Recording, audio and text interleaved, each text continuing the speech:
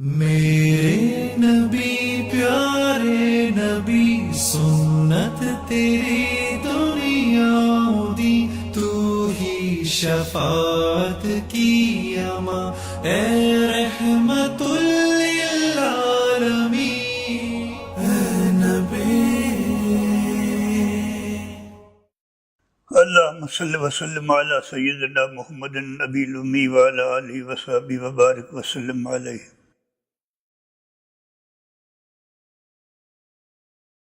مجھے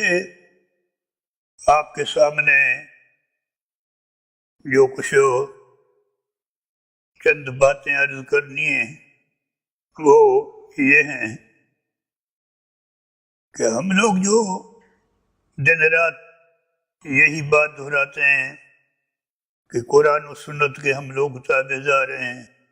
ہماری زندگی کا جو آئینہ ہے وہ قرآن و سنت ہے، قرآن و حدیث ہے، تو مجھے آپ کو یہ بات بتلانی ہے کہ حدیث رسول اللہ صلی اللہ علیہ وسلم کس چیز کا نام ہے، حدیث رسول اللہ صلی اللہ علیہ وسلم کا شریعت کے اندر کیا مقام ہے،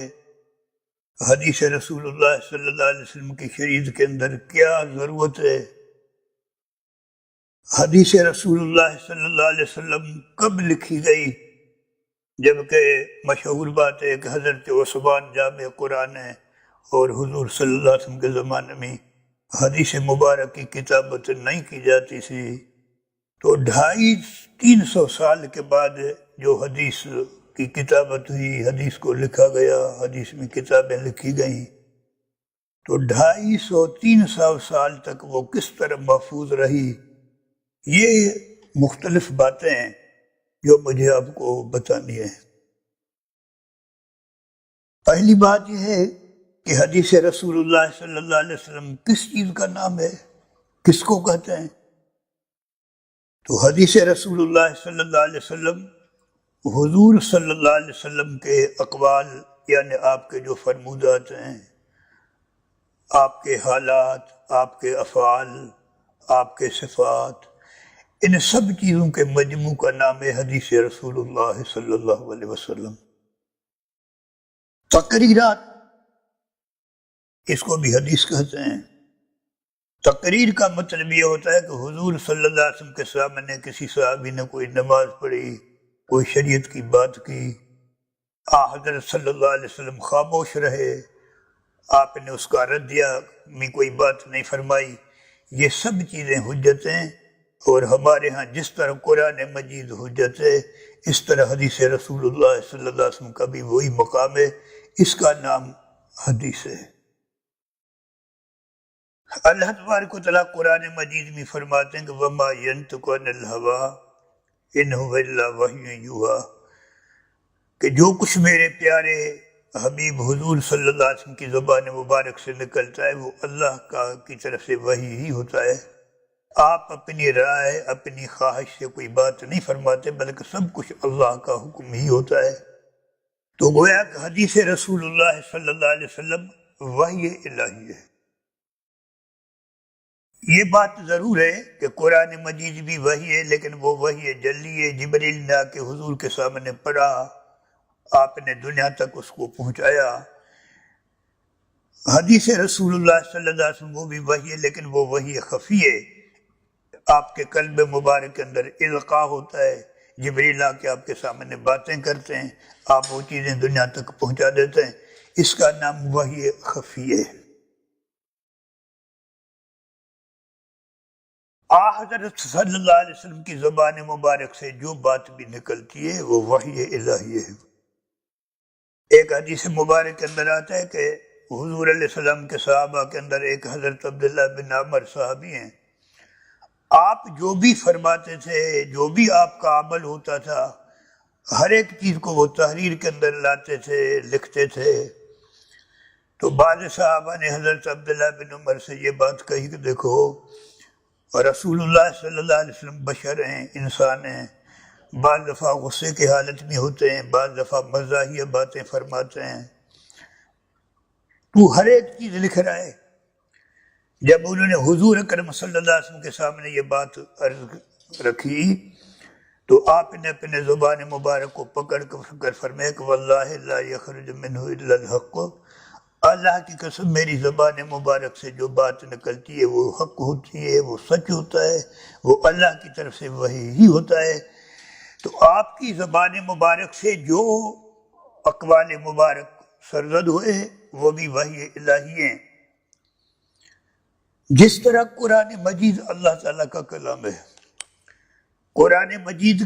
اللہ تعالیٰ فرماتے ہیں وَمَنْ أَصْدَقُ مِنَ اللَّهِ قِيلًا، اللہ سے زیادہ سچا کون ہے۔ اسی طرح حضور اکرم صلی اللہ علیہ وسلم کی زبان مبارک سے جو بات بھی نکلتی ہے نا وہ اسی طرح حق ہوتی ہے، اسی طرح سچ ہوتی ہے۔ یہ آپ کے سورج چاند، یہ آپ کے آسمان و زمین اپنی جگہ سے ہل سکتے ہیں، لیکن آپ کی زبان مبارک سے جو بات نکلتی ہے نا وہ کبھی بھی غلط نہیں ہو سکتی۔ آپ نے سنا ہوگا کہ 6 ہجری کے اندر آپ مدینہ سے مکہ مکرمہ عمرے کے لیے تشریف لائے تھے، اور کفار قریش نے آپ کو منع کیا تھا کہ ہم آپ کو عمرہ کرنے نہیں دیں گے۔ مصالحت ہوئی مقام حدیبیہ کے اندر، جو صلح حدیبیہ کے نام کے ساتھ مشہور ہے۔ ایک حدیث مبارک کے اندر لمبا قصہ آتا ہے، اس کے اندر یہ معاہدہ طے ہوا کہ آپ اس سال تو عمرہ نہیں کر سکتے، البتہ آپ اگلے سال آئیں۔ 3 دن آپ مکے کے اندر رہیں گے، 3 دن آپ خانہ کعبے کا طواف کریں گے، 3 دن کے بعد پھر آپ واپس چلے جائیں گے۔ اس بات پر معاہدہ ہوا۔ آپ اگلے سال تشریف لائے، آپ نے طواف کیا۔ جب تیسرا دن گزر رہا تھا، آپ عثمان حجبی جو خانہ کعبے کا چابی بردار تھا، آپ نے ان کو بلوایا۔ آپ نے فرمایا کہ عثمان تجھے پتہ ہے کہ میں تقریباً 6 سال سے مکے سے دور ہوں، کعبے کا دیدار میں نے نہیں کیا، آپ ذرا دروازہ کھولو تاکہ میں اندر جاؤں، 2 رکعت نفل پڑھوں، دیدار کر لوں۔ عثمان کہنے لگا کہ آپ کے ساتھ جو ہمارا معاہدہ تھا وہ یہ تھا کہ آپ خانہ کعبے کا طواف کریں گے۔ معاہدے کے اندر یہ بات شامل نہیں تھی کہ خانہ کعبے کا دروازہ بھی آپ کے لیے کھلے گا، آپ کعبے کے اندر 2 رکعت نفل بھی پڑھو گے، یہ معاہدے کے اندر بات نہیں ہے، لہذا اس چیز کی آپ کو اجازت نہیں ہے۔ آپ نے بڑی منت سماجت کی لیکن وہ نہیں مانے۔ آخر بھی آپ نے ایک بات فرمائی کہ مجھے بتاؤ عثمان، ایک زمانہ آئے گا کہ یہ چابی میرے ہاتھ میں ہوگی تو پھر تو کیا کرے گا؟ عثمان نے کہا کہ پھر دیکھا جائے گا جب چابی آپ کے ہاتھ میں ہوگی، ابھی تو چابی میرے ہاتھ میں ہے۔ آپ کو معلوم ہے کہ 9 ہجری کے اندر فتح مکہ ہوا، بچی کھچی بغاوت جو ہوئی وہ ختم ہو گئی، کچھ کفار بھاگ گئے، کچھ مسلمان ہو گئے، مصالحت ہو گئی۔ اس کے بعد آپ نے اس عثمان کو بلایا، اپنے فرمایا کہ خانہ کعبے کا دروازہ کھول۔